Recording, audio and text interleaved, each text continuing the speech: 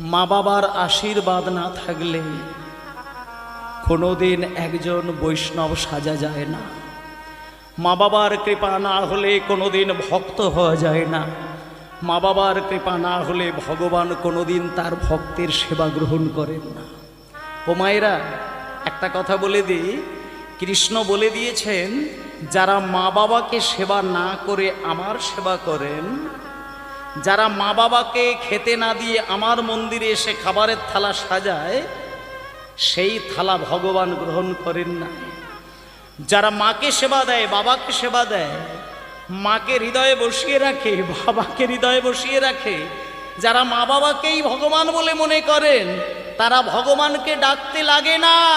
শেষের দিন যখন আসে, ভগবান নিজে ছুটে এসে হামাগুড়ি দিতে দিতে গিয়ে ভক্তকে কোলে টেনে নিয়ে তার রাঙা যুগল চরণ হৃদয়